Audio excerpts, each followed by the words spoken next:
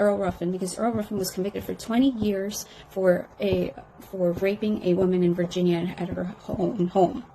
So he went and was interrogated with the cops. The cops told him, all the questions in the world, but he gave too much information. He gave information that this is what the statement that got him, that got him to prison. He said, convicted to prison. He said that he had a girlfriend in the same neighborhood. So why would he do that? It's because everyone else thinks that they can give all the personal information that they won't get convicted because they know that they're innocent. And the second scenario was Michael Morton, who was released from Texas prison after 25 years that he was convicted through, a murdered case of his wife.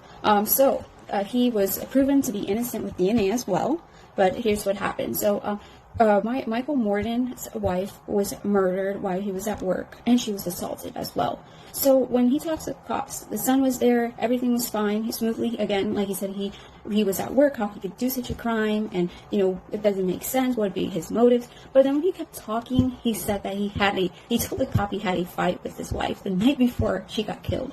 Basically, because it was his birthday, and he wanted to have a nice romantic intimacy night, and she was too tired, and she didn't want to. And then he wrote a note the next morning and put it in the bathroom saying how disappointed he was that she didn't get to do her romantic acts. So basically, that is what convicted him. The jurors and the cops saw the letter as like, all right, this is it. You're going to be convicted for the crime, and you're number one. The police have sophisticated training. They'll try to get as much information as you can, make you talk so they can get a confession out of you.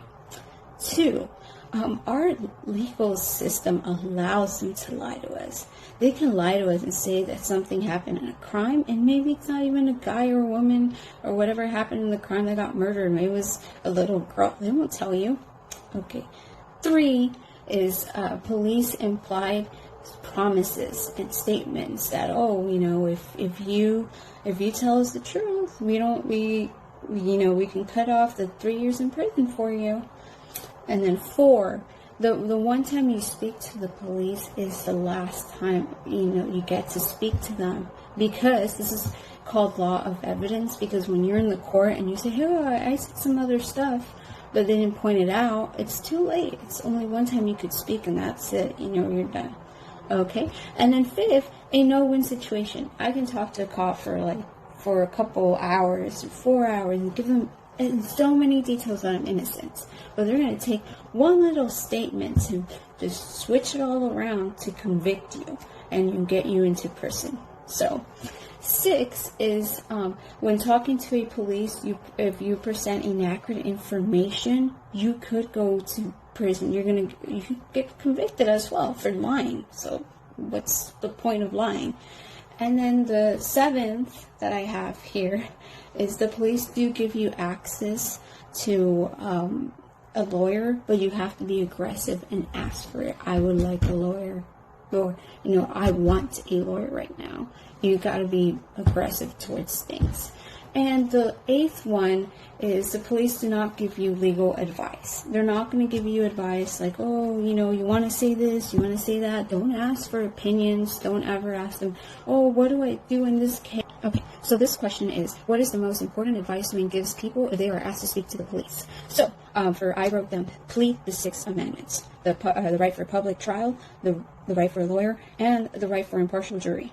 Those, and even more that I wish I could talk about more too as well. But those are the more important. Know your constitutional rights, and as well as don't plead the 5th Amendment. Don't plead the right to remain silent and the right to avoiding criminalization. Because one of his advices is, if a cop ever tells you to come to the police station for a couple questions, always ask for handwritten questions. If you can send in, you can ask, can you send it to me on email or in mail? I can tell him I love to, and I'm really happy enough to answer those questions. But if they don't get back to you, that means that they know that you know what they're doing. You know the law, and you know about how it works. So I think it's a good advice. That was one of the advices I really liked. So if something in that case does happen, I want something that's handwritten, and then I can answer the questions as well. No experience speaking to the police. Luckily, I'm fine, knock on wood. This book has taught me to know my constitutional rights, to plead the 6th Amendment, and then as well as, not really plead the Fifth Amendment, and then as well as to, know the constitutional rights, get a lawyer, ask for your lawyer aggressively at all times.